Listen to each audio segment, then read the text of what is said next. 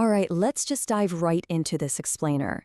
Today, we are tackling a question that is quite honestly as old as time itself. Are ghosts real? Like, do spirits actually walk among us? It's a complete mystery, right? One that's captivated humanity pretty much forever. So today, we're going to break down the whole shebang, the science, the history, and the incredibly fascinating psychology behind it all. So, here's our roadmap for today. We'll be covering the belief in ghosts, logical paradoxes, the truth of ghost hunting, misunderstandings about energy, and finally, why do we still believe? Section 1. Belief in ghosts, a global phenomenon.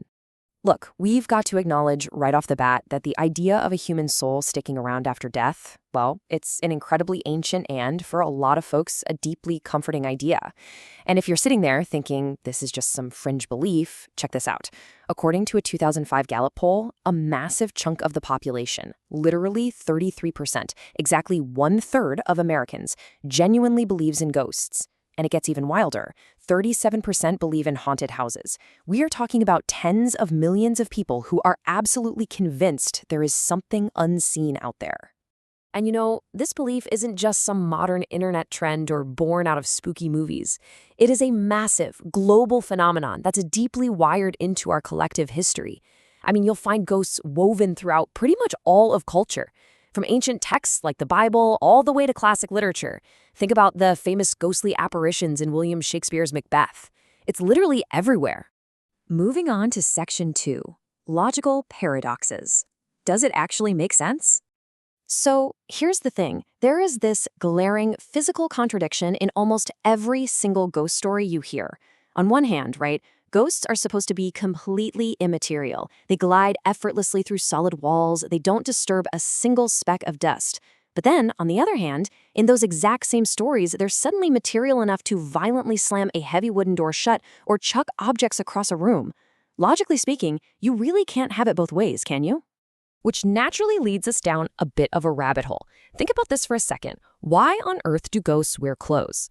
If a ghost is supposed to be a human soul, why does it show up wearing totally inanimate objects, like dresses or hats or carrying a walking cane? Do clothes have souls now? And what about those historical reports of ghost cars or ghost trains or phantom carriages? It's a really fascinating puzzle when you stop and actually think about the mechanics of it all. Oh, and here is another fantastic logical head-scratcher. If ghosts are the spirits of victims who met some tragic end, right, and they're wandering the earth looking for revenge, why don't they just solve their own murders? I mean, they supposedly have the ability to communicate through psychic mediums. So why not just pop in, identify their killers to the local police, and finally find some peace? It seems like every claim we make about the supernatural just raises, well, even more logical red flags. Which brings us to Section 3, the truth of ghost hunting. High-tech or hoax? Now, you might already know this, but there is a massive subculture of modern ghost hunters out there today. We're talking over 2,000 amateur groups. But the absolutely crucial point here is their equipment. They roll up with this incredibly impressive-sounding array of high-tech gear. Geiger counters for radiation, EMF detectors for electromagnetic fields, ion detectors, infrared cameras, super-sensitive microphones, the whole 9 yards. It looks and sounds incredibly scientific. But, and here's the stark reality of the situation, absolutely none of this equipment has ever been proven to actually detect a ghost, not a single time. And look, while ghost hunting might just seem like a quirky, harmless weekend adventure, it can actually be tragically dangerous in the real world. For instance, back in 2010, a man was killed by a completely real, physical train while he and his friends were out in the dark, actively searching for a legendary ghost train. It's an incredibly stark reminder of the very real physical dangers of stumbling around hazardous environments, especially when you compare it to the phantom risks they're out there searching for. Let's shift gears to Section 4, misunderstandings about energy, physics versus phantoms. So you will hear this quote or some variation of it all the time from ghost enthusiasts. If energy cannot be created or destroyed, what happens to our body's energy when we die? People love to use Albert Einstein's law of conservation of energy to suggest that there's this scientific loophole for ghosts to exist.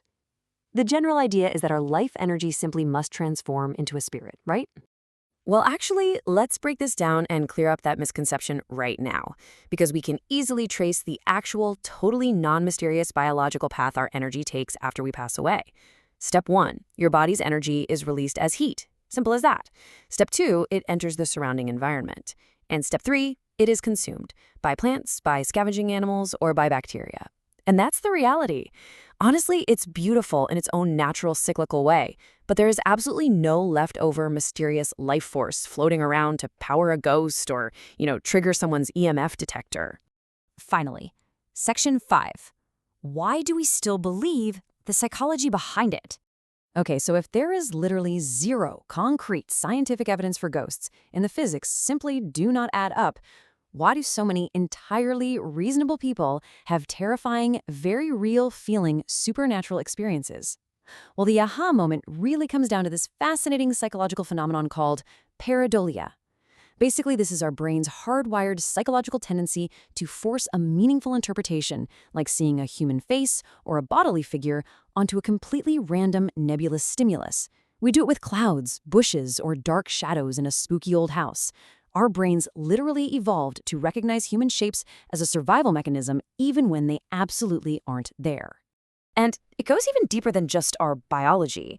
There is a really deep psychological need at play here, too. Professor Stephen Hupp brilliantly points out that there's an immense amount of comfort in filling the gaps of the unknown with supernatural explanations. Think about it. The universe is vast, it's random, and it's often super confusing.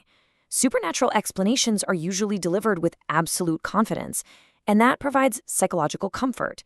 It creates this false sense of reality in a world that we simply don't fully understand yet.